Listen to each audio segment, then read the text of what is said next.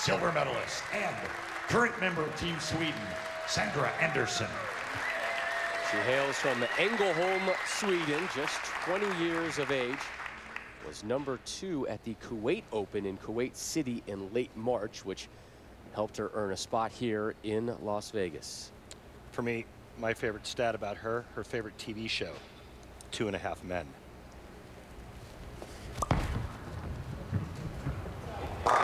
Starts off with a strike. I don't know what that says about a young lady if that's her favorite show.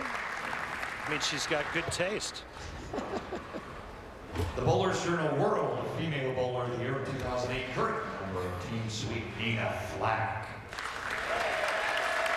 We are not aware of Nina's favorite TV show. One of the elder stateswomen in Swedish bowling, and I can't believe I just said that, at the age of 26. It's a very much a youth movement right now in Swedish bowling for the ladies. Nina-Flack. 7-10, welcome to Vegas.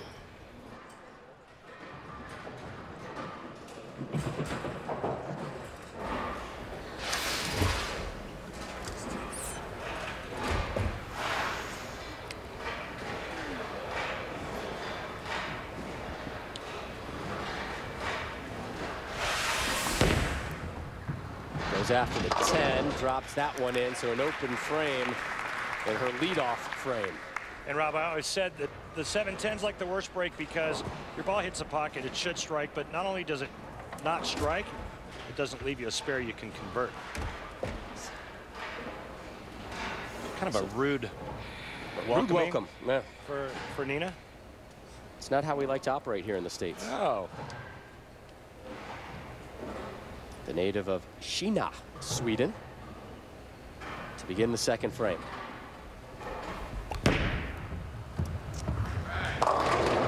Whew. 4-6-7 split.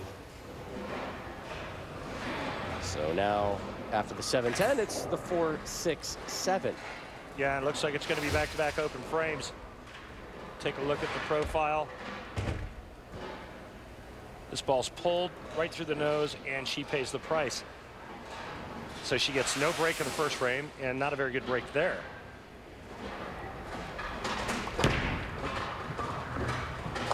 Ooh.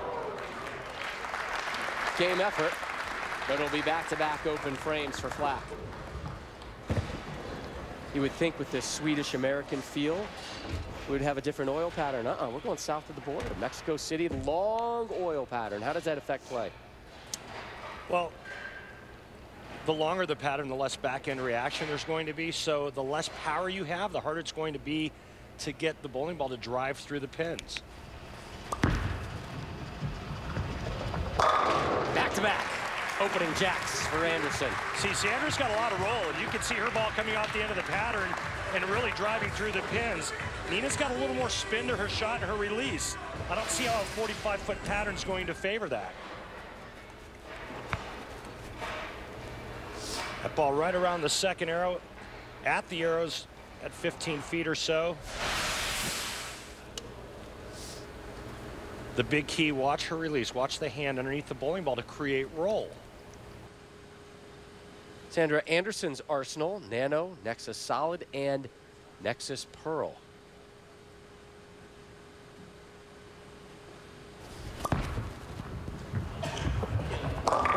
Through the nose, gets a late kick of the 10.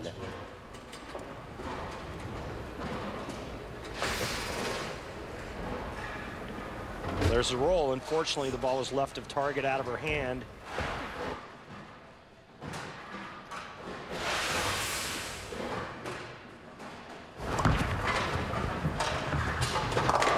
And her first open frame.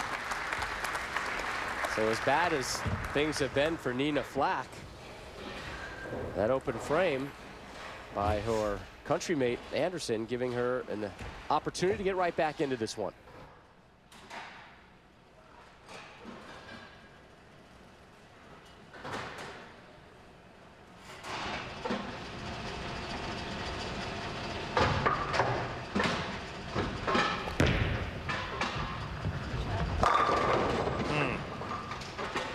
Good shot there. Only to leave the soft 10. Nina's bowled all over the world. In fact, she won the 2008 Qatar Open by beating Jason Belmonte in the semis and Dom Barrett from England in the finals.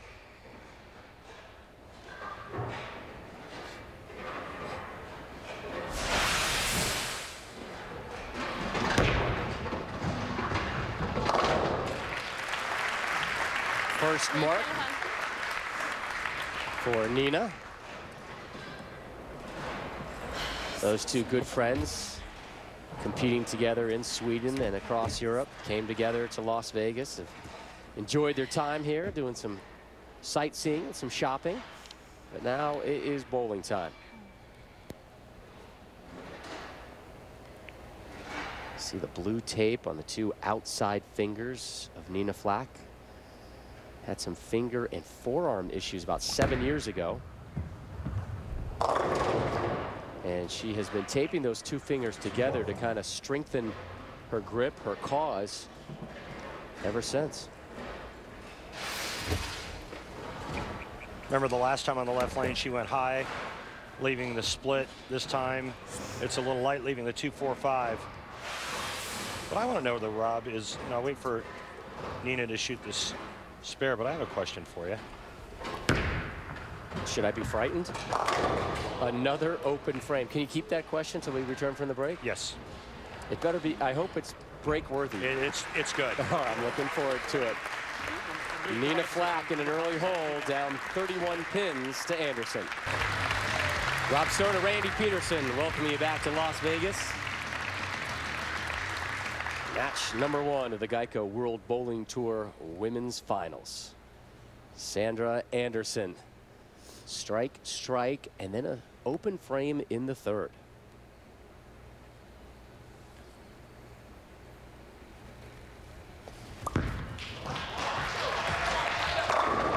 Back on the strike train.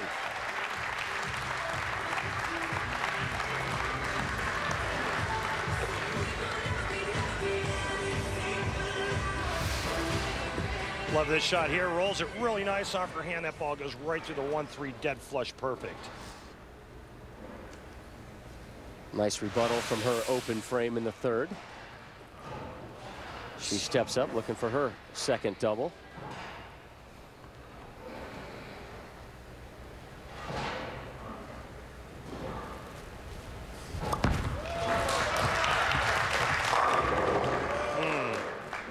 Good shot. I really like this game. She's really solid at the foul line, and she's got a little something on the bowling ball. She rolls it good. She's got some back end.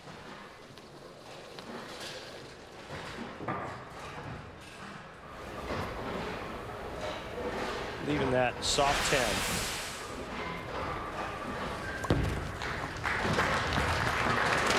Oh, no. Second open frame for Andersson.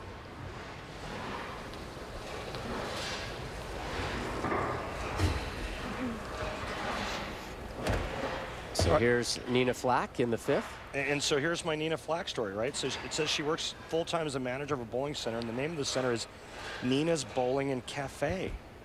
Well, if it's named after her. Finally a strike for Nina. If it's named after her, shouldn't she be the owner and not the manager? I mean, shouldn't she have somebody else managing it? She should just sit back and count the money. You know who's counting the money? Her dad, Lars, who runs the center with her.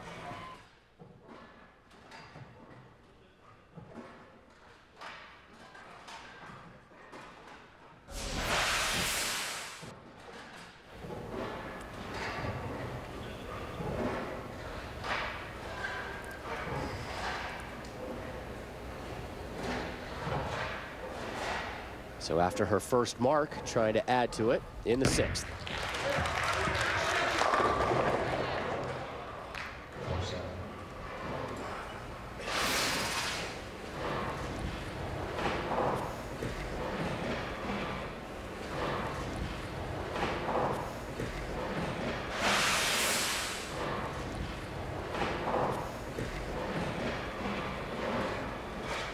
We talked a little bit in our first WBT show about how consistent Mika's speed was. Well, when you look at Nina-Flack's ball speed, he has nothing on her. How about 17.3 to 17.5 across the board? Interesting. First spare for Flack. She sits down, trailing by 19. I asked Sandra Andersson, tell me something about Sweden. You know, the first word actually that both of them said, cold. Not exactly a great sales pitch. Oh, a very beautiful country. And a strike. She started bowling at age 3, Randy, and her first league bowling contest 2 years later at the age of 5. Is that legal? I'm not sure. Maybe in Sweden. I don't think it is here. Another nice shot. Now all she has to do is avoid another open frame, put together a couple more strikes. She's going to move on to face the beast from the east, Carolyn Doran-Ballard. She's from New Jersey.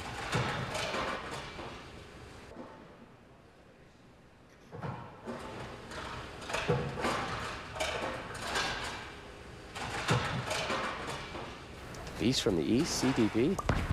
She's not going to be happy with you when she hears that. Nice. There's another strike. She grew up in a bowling center. She too works there at the Angel Holmes Bowling AP. Her